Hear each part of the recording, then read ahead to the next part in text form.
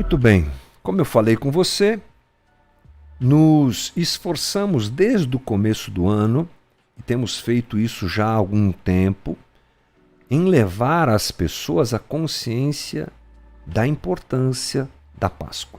Por isso a nossa comunidade sempre reserva os primeiros meses do ano para focarmos nisso, já que Páscoa é um momento muito importante para nós. É a celebração da morte e da ressurreição do nosso Senhor Jesus Cristo, a base da nossa fé. De alguma maneira, nós nos esquecemos um pouco disso. Nos focamos bastante no Natal, ok, não tem problema celebrar o Natal, mas nos perdemos quanto à importância da Páscoa. Por isso a gente está pregando sobre, no nosso caso, Casa da Rocha Guarulhos, Independência e Tatuapé, desde o primeiro domingo do ano, praticamente, estamos falando sobre a última semana de vida de Jesus. Cada acontecimento, cada movimento de Jesus, isso aos domingos, né? Construímos esse cenário junto com quem acompanhou esses papos todos aqui e espero que isso tenha fortalecido a tua percepção sobre a obra da cruz, coisa assim inegociável. Quando nós pensamos em fé cristã, colocar a cruz no seu devido lugar é inegociável. E essa semana é a chamada Semana Santa, não é? A tradição cristã, a tradição católica, é claro, chama esta semana de Semana Santa. O que a gente está relembrando nessa semana? Bom, a Semana Santa é uma tradição religiosa cristã que celebra a paixão, a morte e a ressurreição de Jesus. É isso que nós estamos celebrando, nos lembrando nesses dias. Ela se inicia no Domingo de Ramos, que seria ontem, ou que foi ontem, quando a gente pensa em celebração. O Domingo de Ramos tem esse nome porque ele celebra, ele lembra a entrada de Jesus em Jerusalém. Ramos que foram colocados, não é, diante de Jesus, prática também comum, inclusive no texto bíblico no Antigo Testamento, você tem referências bastante fortes sobre isso. Jesus entra em Jerusalém, começa a sua última semana de vida, não é? E depois temos uma sequência de fatos que terminam com a ressurreição de Jesus no outro domingo. Então é de domingo a domingo. Domingo de Ramos, domingo de Páscoa. Nós tivemos a celebração do Domingo de Ramos ontem, na tradição cristã. Vamos esclarecer algumas coisas importantes, historicamente falando. Durante os 3 primeiros séculos da história do cristianismo, os 300 anos iniciais da história do cristianismo, a Páscoa foi a única celebração universal feita pelos cristãos. Só a Páscoa era celebrada de forma universal. Em 325, depois de Cristo, é claro, o Concílio de Nicéia aconteceu. O que é um concílio, gente? Era uma reunião o primeiro concílio foi o Concílio de Jerusalém, e esse registro nós temos ali no livro de Atos, a reunião dos apóstolos para definirem várias situações a respeito da espiritualidade, do cristianismo, do que Jesus disse, como é que eles viveriam. Foi o primeiro concílio. Nós temos muitos concílios na história e esse aqui é bem conhecido, o Concílio de Nicéia. Foi presidido pelo imperador Constantino. Lembra desse cara? Esse imperador, ele era o imperador de Roma, gente. O homem provavelmente na época com o maior poder existente na Terra. E ele se converte ao cristianismo. Esse se converte, alguns estudiosos colocam entre aspas, porque dizem que pode ter sido uma jogada política. Não vou entrar nesse mérito, porque se os estudiosos não se definem, eu também não vou me definir. Mas foi a época foi o momento da conversão, não é? Constantino se converte e ele traz a religião cristã como religião oficial do império. Então imagine a mudança. Quem era perseguido agora faz parte do poder. É uma mudança absurda, gigantesca na história. E ele então convoca esse concílio, e esse concílio que foi organizado pelo Papa Silvestre I, olha que interessante aí, ele consolida a doutrina católica, eles escolhem livros sagrados, datas religiosas, e aí dentro desse concílio aconteceu a definição a respeito da Semana Santa, que seria comemorada, como nós falamos aqui, de um domingo a outro. Aí você vai falar assim, mas isso aí é coisa da Igreja Católica, o que é isso, meu irmão? Isso é Evangelho. Essa é uma possibilidade muito bacana para nós celebrarmos como protestantes. Os evangélicos não gostam muito disso, mas eu acho que a fé protestante agasalha essa possibilidade tranquilamente, porque estamos falando da celebração da última semana de vida de Jesus, que a gente divide assim. Domingo de Ramos, entrada de Jesus em Jerusalém, ontem. Hoje, amanhã e quarta, segunda, terça e quarta, aconteceram muitas coisas com Jesus. Né? Muitas coisas. Daqui a pouco eu explico melhor isso. Aí nós temos a sexta, a quinta. Então, domingo de Ramos, segunda, terça e quarta, vários acontecimentos. Quinta, última ceia e prisão de Jesus. Sexta, crucificação, sepultamento. Sábado, espera. E domingo, ressurreição, dia 4 de abril, próximo domingo. Muito bem, então nós vamos seguir esse cronograma, tá bom? O grande desafio é que segunda, terça e quarta nós temos muitos acontecimentos e dificuldades cronológicas. O que aconteceu primeiro, o que aconteceu depois. Os evangelhos não têm a pretensão de serem exatos nesse sentido, então nós temos problemas de cronologia.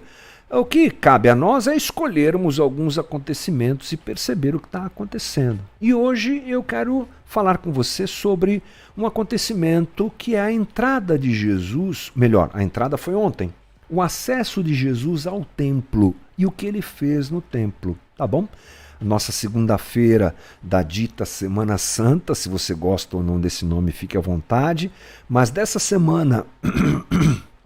que é a última semana de vida de Jesus, nós vamos então falar sobre a entrada de Jesus no templo, a ida de Jesus ao templo. Deixa eu fazer uma pausa rápida aqui, gente, espera aí.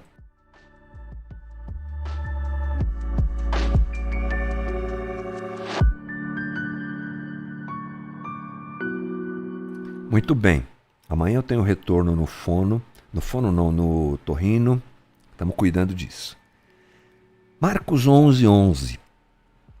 Jesus entrou em Jerusalém, dirigiu-se ao templo, observou tudo à sua volta, como já era tarde, foi para Betânia com os 12. Veja só, esse primeiro versículo do texto de Marcos 11:11, espero que você esteja lendo comigo, aí eu não tenho como colocar na tela hoje, ele mostra que Jesus entra em Jerusalém, vai até o templo, olha o templo, observa tudo que está à sua volta, já era meio tarde, ele vai para Betânia, 2 quilômetros distante de Jerusalém. Como muitos que vinham para a Páscoa, Jesus e seus discípulos resolvem se hospedar numa cidade próxima por conta do tumulto e com certeza dos preços e da dificuldade de achar um lugar para se dormir em Jerusalém.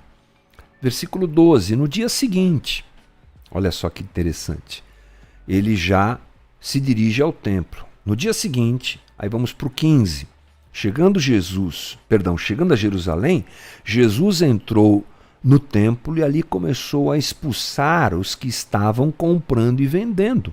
Derrubou as mesas dos cambistas e as cadeiras dos que vendiam pombas, e não permitia que ninguém carregasse mercadorias pelo templo. E os ensinava dizendo, não está escrito, a minha casa será chamada casa de oração para todos os povos. Mas vocês fizeram dela um covil de ladrões. Os chefes dos sacerdotes e os mestres da lei ouviram essas palavras e começaram a procurar uma forma de matá-lo, pois o temiam, visto que toda a multidão estava maravilhada com o seu ensino. Bom, vamos pensar muito rapidamente sobre o que está acontecendo aqui.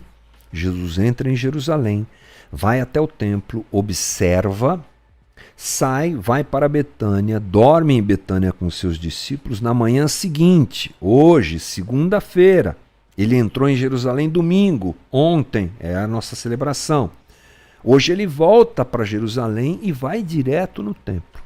Chegando no templo, ele faz o que nós lemos aqui. Ele interfere diretamente naquilo tudo que estava acontecendo no templo.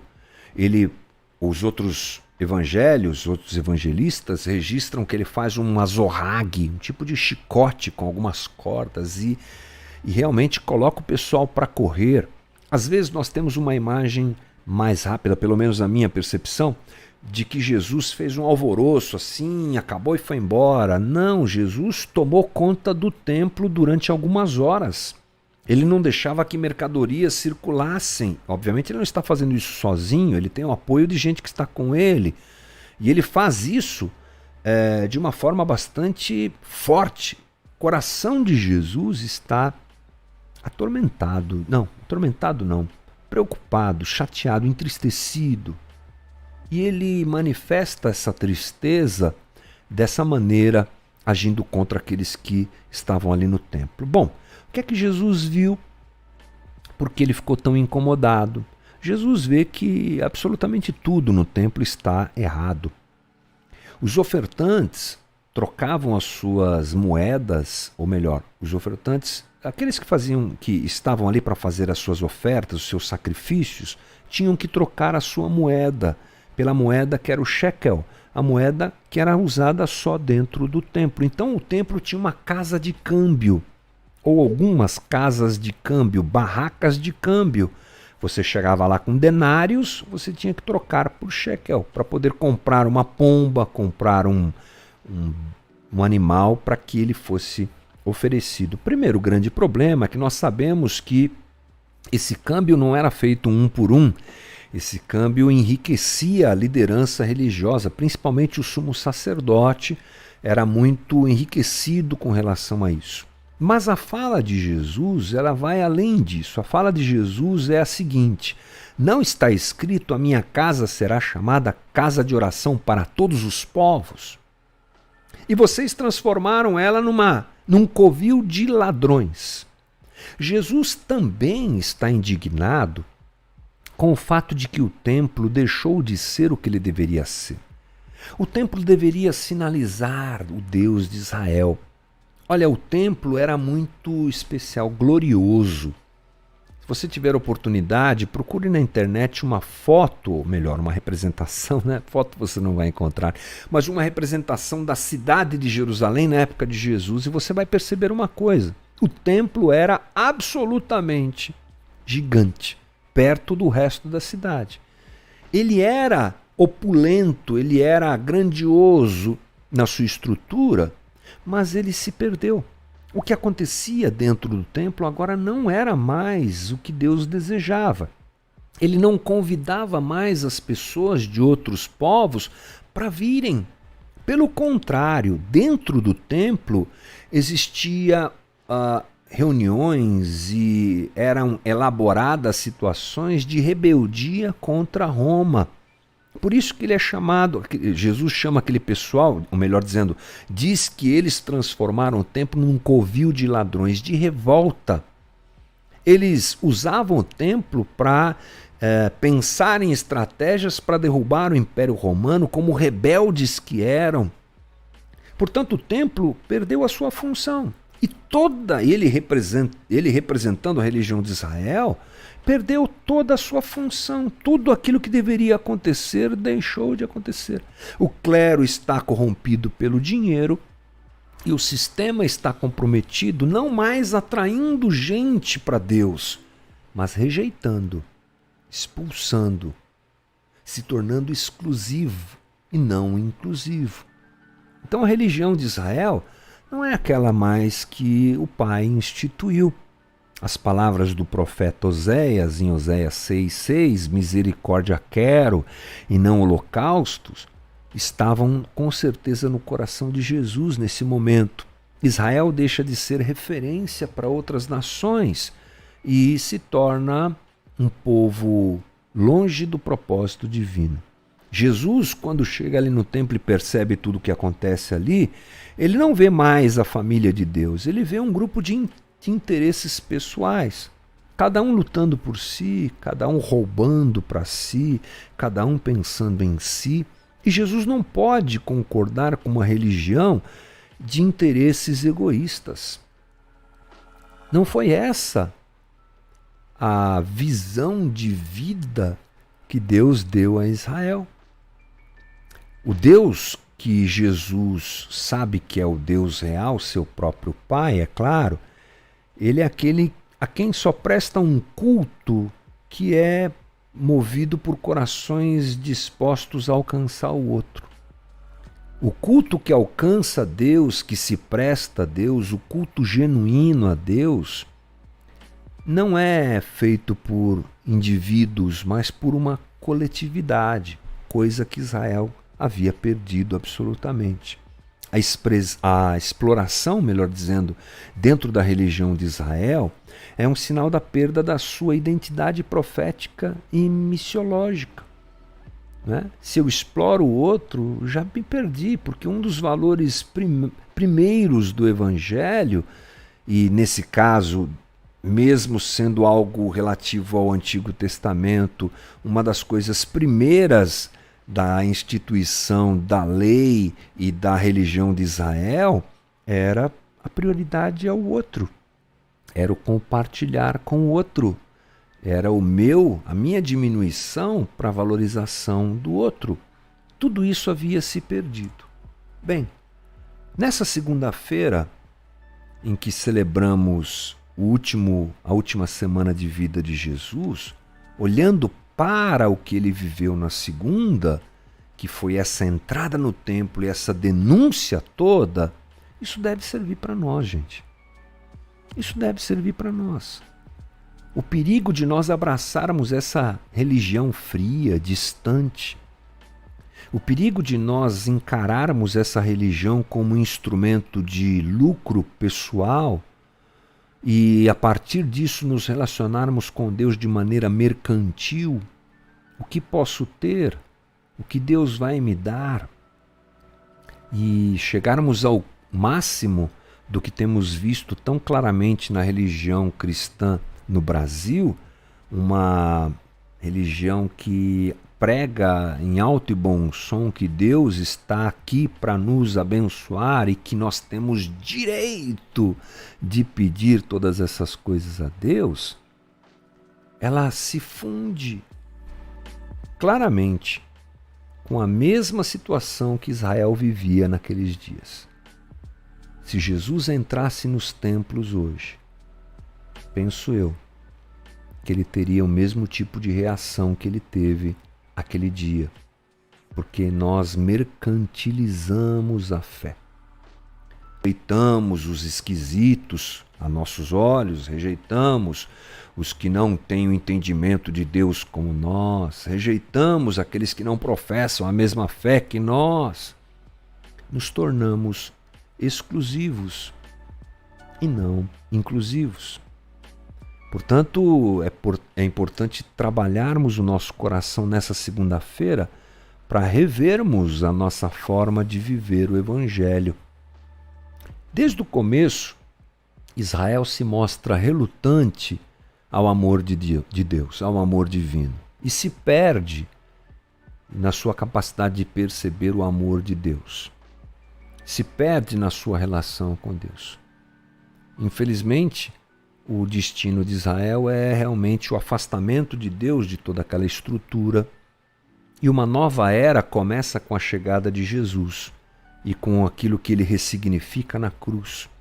Mas corremos o mesmo perigo, de transformarmos o nosso amor em algo mercantil, baseado na troca e não na graça. Na segunda-feira desta semana chamada Semana Santa, eu proponho a você que cada um de nós avalie como é que funciona a nossa relação com o Pai. Se ela também não tem sido mercantilista, se ela não tem sido exclusivista, se ela não tem sido um instrumento de distanciamento de outros, ou se ela tem sido a real fé. A real fé em Jesus Cristo. E se nós temos vivido uma vida cristã, efetiva. Olhando para o que Israel faz, olhando para o comportamento daqueles homens, nós já temos um padrão do que não fazer. O que não fazer? Como não ser? A partir disso, vamos construir uma espiritualidade bíblica, genuína e real, né? Conforme o convite que Jesus também faz para nós. Que seja uma boa segunda-feira para todos nós, iniciando essas conversas sobre Páscoa, pedindo a Jesus que desperte o nosso coração nessa semana para entendermos o caminho que ele viveu, o que ele quis dizer com aquilo que ele disse e o que ele quis dizer com aquilo que ele fez. E a gente cresça um bocadinho mais nessa semana na nossa relação com Jesus.